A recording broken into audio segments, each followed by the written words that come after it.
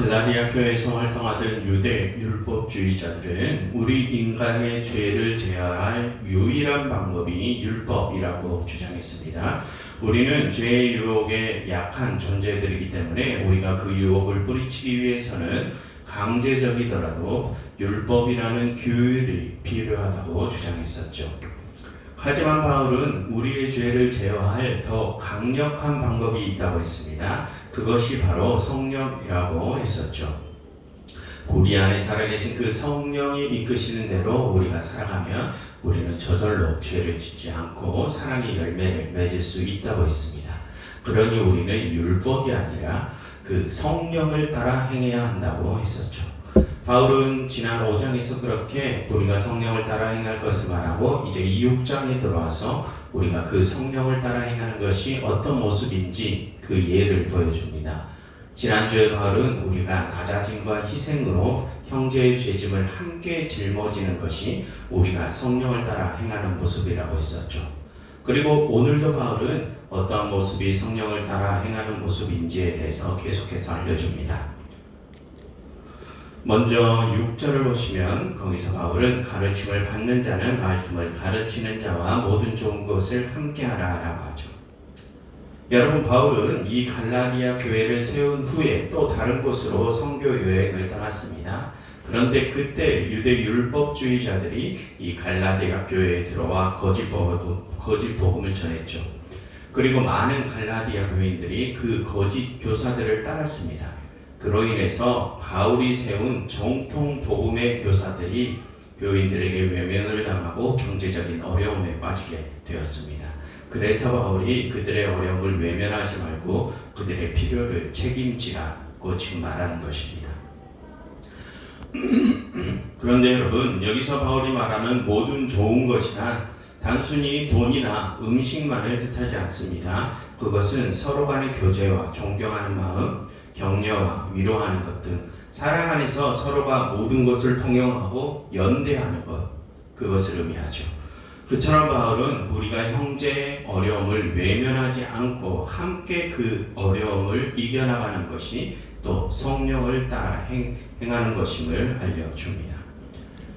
그리고 다음 7절에서 바울은 스스로 속이지 말라, 하나님은 업신여김을 받지 아니하신다라고 합니다. 여러분, 여기서 업신여김을 받다라고 번역된 헬라어 단어는 그 원어적 의미가 포웃음을 치다, 비웃다 라는 뜻입니다. 즉 스스로를 속이는 자는 하나님을 비웃는 자라는 것이죠. 그럼 여러분, 왜 우리가 나 스스로를 속이는 것이 하나님을 비웃는 것일까요? 하나님께서는 우리의 모든 것을 아시기 때문입니다. 여러분, 우리가 나 자신을 속이는 일은 그 누구도 내 마음속을 들여다보지 못할 것이다 라고 전제하기 때문에 가능한 일입니다. 내 마음속에 일어나는 그 일을 하나님도 알지 못하실 것이라고 전제하기 때문에 그렇게 나 자신까지도 속일 수 있는 것입니다. 그처럼 여러분, 우리가 나 스스로를 속이는 행위는 우리의 모든 것을 감찰하시는 하나님을 업신여기는 일, 하나님을 비웃는 행위입니다. 그리고 다음 7절 하반절과 8절을 보시면 사람이 무엇으로 심든지 그대로 거두리라. 자기 육체를 위하여 심는 자는 육체로부터 썩어질 것을 거두고 성령을 위하여 심는 자는 성령으로부터 영생을 거두리라 라고 바울은 말합니다. 여기서 육체를 위하여 심는 일이라고 바울이 말하는 것은 단순히 도덕적인 타락만을 뜻하지 않습니다. 여러분, 이 갈라디아서 전체에서 바울은 이 육체라는 단어를 율법과 항상 연결해서 말을 했습니다. 그래서 지금 바울이 말하는 육체를 위하여 심는 것이란 그 율법주의, 할례를 행하는 일, 그 율법주의를 말합니다. 그리고 그 율법주의가 방금 7절 상반절에서 말하는 자기 스스로를 속이는 일이죠. 그럼 여러분, 왜 그 율법주의가 자기 자신을 속이는 행위일까요? 그것은 이기적인 욕망과 세상에 대한 정욕을 마음속에 지니고 살면서 겉모습으로 그 율법만 지키면 된다고 여기기 때문입니다. 내 마음속이 어찌되었든 겉으로 보여지는 종교적 규율들만 잘 지켜내면 된다고 여기기 때문이죠. 여러분, 우리 주위를 둘러보면 사랑과 희생을 할 때도 그것 자체가 목적인 것이 아니라 내가 그러한 선을 행함으로써 다른 사람들에게 또는 하나님께 의롭게 보이려고 하는 분들이 계시죠. 그리고 열심히 종교 생활을 하는데 그게 하나님의 은혜에 대한 응답의 행위가 아니라 사람들에게 저 사람은 신앙이 좋아, 저 사람은 의로운 사람이야 라고 인정받기 위해서 또 열심히 종교 생활을 하시는 분들도 종종 계십니다. 여러분, 우리의 모두의 마음속에는 그런 형식주의적인 신앙이 다 있습니다. 과거 유대 율법주의자들만 그런 것이 아니라 그 경중이 다를 뿐이지 우리의 모두의 마음속에는 나의 겉모습으로 다른 이들과 하나님께 인정받고자 하는 그런 형식주의적인 신앙이 조금씩은 다 있습니다. 그런데 여러분, 그러한 형식주의적인 신앙은 언젠가는 그 본 모습을 드러내게 됩니다.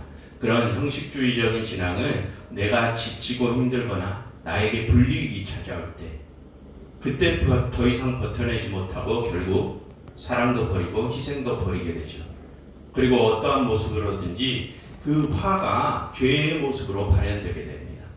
나를 힘들게 하는 사람들에게 욕을 한다든지, 아니면 나는 이렇게 힘들게 희생하면서 종교 생활을 열심히 하고 있는데 그렇지 않는 사람들을 보면 그들을 정죄한다든지 하는 그런 식으로 화가 발현되게 되죠. 여러분, 잘 한번 생각을 해보십시오. 내가 종교 생활을 열심히 하고 있다고 생각하는 사람들일수록 다른 사람들을 정죄하는 경우가 많습니다. 그분들은 자신이 내는 종교적 열심만큼 다른 사람들이 그 열심을 내지 않으면 그들이 잘못됐다고 생각을 하죠. 그래서 그런 불성실자들을 자꾸 억압하려고 합니다. 너는 왜 그렇게 불성실하게 신앙생활을 하느냐 라면서 말입니다. 그런 분들은 자신들의 언행이 타인을 억압하는 죄인 줄을 알지 못합니다. 율법주의자들 그랬죠. 그들은 나는 그들을 올바른 길로 이끌려고 그랬다고 생각을 합니다. 하지만 여러분, 잘 생각을 해보십시오. 우리가 종교적인 규율, 종교적인 행위에 열심을 내는 것이 진정한 신앙인지, 아니면 이 성경이 가르치는 대로 우리가 사랑과 희생을 하면서 서로 하나의 공동체를 만들어가는 것이 진정한 신앙인지 한번 잘 생각을 해보십시오. 여러분, 오경의 가르침의 핵심이 무엇입니까? 하나님의 뜻대로 행하라, 하나님의 뜻에 순종하라는 것이 오경의 핵심입니다. 그럼 그 하나님의 뜻이 무엇입니까? 예배 많이 드려라, 예배를 위해서 봉사 많이 해라, 그런 것들이었습니까? 물론 하나님께서는 그 예배를 명하셨습니다. 그런데 하나님께서는 그 예배를 왜 명하셨는지 우리가 잘 알아야 합니다. 그 예배의 시간에 당신 앞에 나와서 무릎을 꿇고 당신의 뜻을 듣고 그 뜻에 순종하게 하기 위해서 그 예배를 명하신 것입니다. 그 예배를 드리는 행위 자체가 목적이 아니죠. 그럼 여러분, 그 하나님의 뜻이 무엇입니까? 예수님께서 가르쳐 주시죠.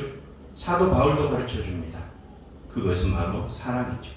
그 사랑 안에서 서로 하나 되라는 것이 바로 하나님의 뜻입니다. 여러분, 그 사랑과 하나됨을 이루는 것이 진정한 신앙입니다. 그 사랑을 통해서 하나된 공동체를 이루는 것이 성령을 따라 행하는 것이고요. 그런데 우리는 왜 타인에게 종교적인 행위, 종교적인 규율을 강조합니까? 여러분, 그게 바로 신앙의 형식주의, 율법주의입니다. 그리고 그러한 형식주의가 타인을 정죄하고 억압하는 죄를 낳게 되죠. 그럼 여러분, 그 형식주의적인 신앙을 가진 사람들이 왜 타인을 정죄하고 억압하는 죄를 낳게 되는지 아십니까? 나는 열심히 희생하고 있는데 다른 사람들은 그만큼 희생하지 않는 것처럼 보이기 때문입니다. 그 억울함이 타인에 대한 정죄와 억압으로 표출되는 것이죠. 그런데 우리는 그 억울함을 내 스스로에게 숨깁니다. 왜 그렇습니까? 내가 누구를 위해서 희생을 했는데 그 희생을 내가 억울하게 생각한다면 그게 진짜 희생이 아님이 드러나기 때문입니다. 그래서 그 억울함을 나 스스로에게 감추는 것입니다. 그렇게 내 스스로를 속이는 것이죠. 그리고 그에 대한 보상작용이 타인에 대한 정죄와 억압으로 그렇게 잘못된 방식으로 표출되어 나오는 것입니다. 여러분, 그래서 신앙의 형식주의가 나 스스로를 속이는 행위입니다.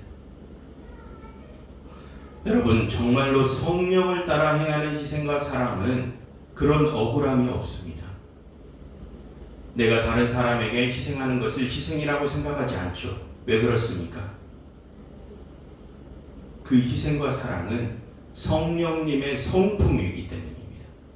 그러니 타인이 나처럼 종교적인 열심을 내지 않는다고 하더라도 그들을 정죄하거나 억압하지 않습니다. 성령을 따라 행하는 자들은 오히려 타인의 허물과 약함을 함께 짊어지려 하죠. 내가 그들보다 더 낮아지고 그들을 위해서 더 희생함으로써 그들의 허물을 덮어주려고 합니다. 그래서 그들은 다른 이들을 정죄하거나 억압하지 않습니다. 여러분, 그렇게 살아가는 이들이 진정으로 성령을 따라 살아가는 이들입니다.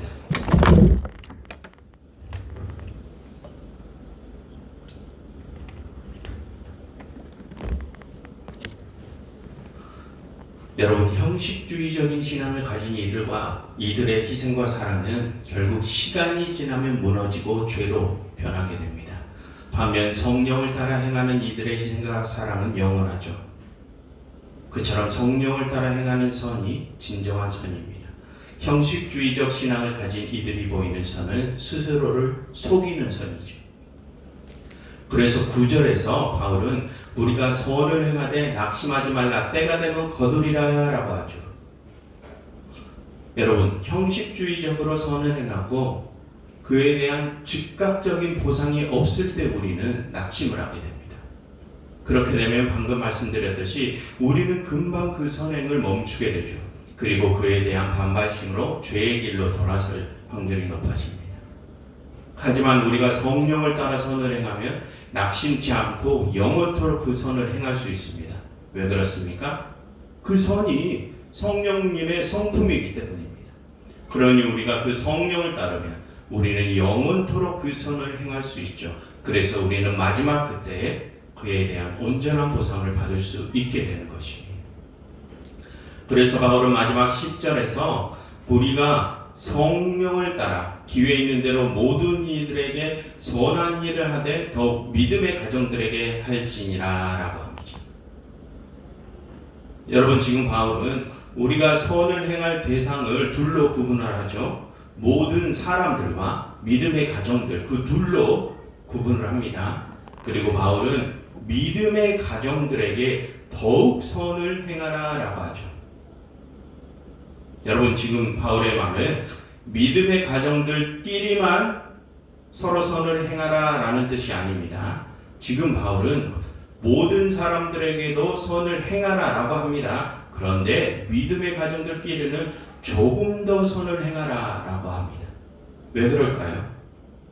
그것은 믿음의 가정들이 세상 모든 사람들의 모범이 되어야 하기 때문입니다.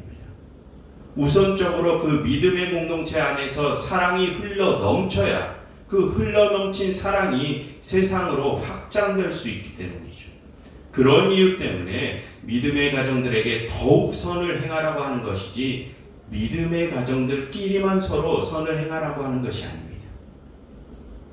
그처럼 여러분, 우리 그리스도인들에게는 세상 사람들에게 모범을 보여야 하는 책임이 주어졌습니다. 그럼 무엇으로 그 모범을 보여야 합니까? 성령을 따라서 영원히 꺼지지 않는 사랑을 보이는 것, 형제를 위해서 기꺼이 희생하는 그 모범을 보여야 한다는 것입니다. 그리고 여러분, 이 마지막 구절에서 바울은 믿음의 가정이라는 표현을 쓰죠. 그것은 당시의 혈연, 가문, 그리고 사회적 신분을 중심으로 뭉쳐진 가족 공동체를 뜻하는 것이 아니라 믿음 안에서 하나된 가족 공동체를 의미합니다. 바울은 할례의 유무를 떠나 그리고 유대인이냐 이방인이냐를 떠나 그리스도 안에서 하나된 공동체를 가족이라고 재정의해 주는 것입니다. 지금 바울은 그 믿음의 가족 공동체가 세상으로 확장되어 나가기를 바라는 것입니다. 어떻게요? 먼저 그리스도 안으로 들어온 우리가 성령을 따라 희생과 사랑을 행함으로써 그것을 이루기 바라는 것입니다.